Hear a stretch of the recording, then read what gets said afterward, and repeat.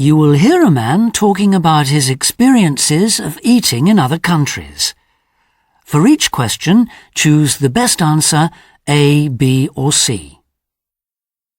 This afternoon we have in the studio John Reginald, who after many years of serving as a diplomat on behalf of the British government in a large number of countries, has decided to retire and devote himself to full-time writing.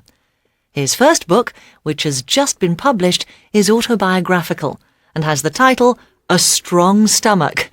Why this title? Well, food really can be a tricky issue. Obviously, as a diplomat, you attend many official dinners, and you have to learn to negotiate your way through the minefield of rules of etiquette which must be adhered to. As I am sure you know, every country's culture is different, and what is acceptable in one country or culture can be quite inappropriate in another.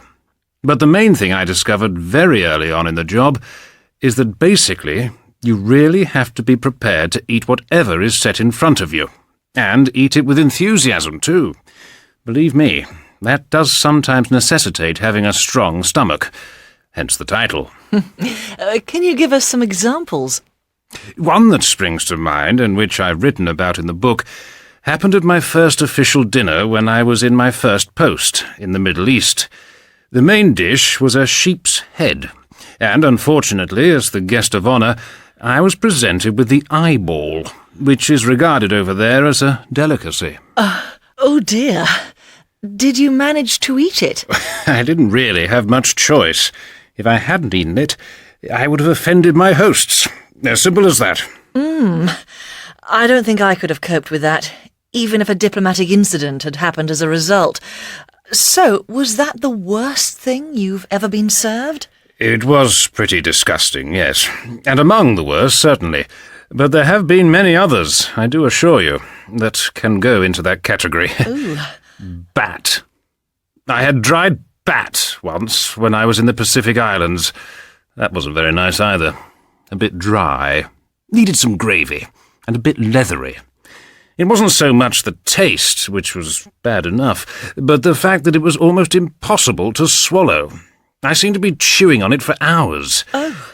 But I think top of the list is probably snake blood, which was served to me at a meal in Thailand.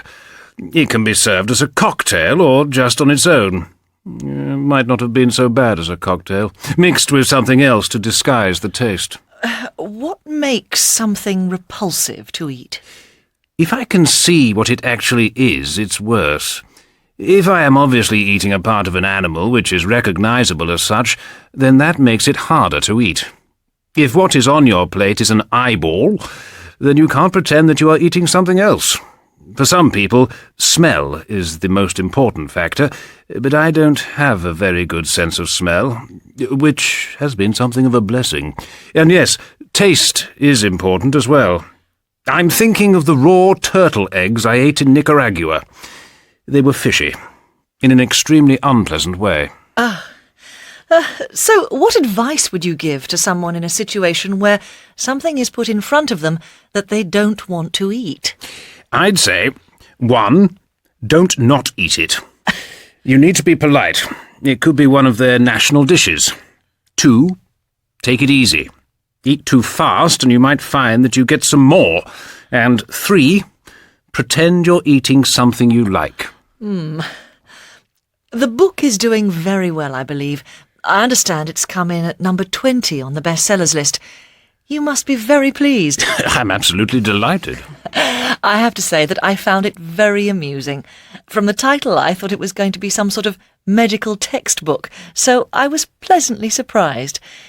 Is there another book in the pipeline? Yes, but the next one will be totally different.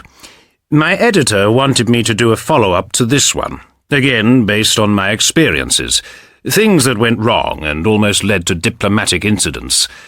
And I had thought about doing a sort of guidebook for businessmen who travel abroad, etiquette in different countries, and there's a definite market for that, especially with the growth of China.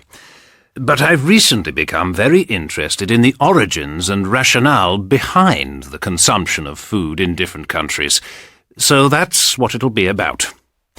Did you know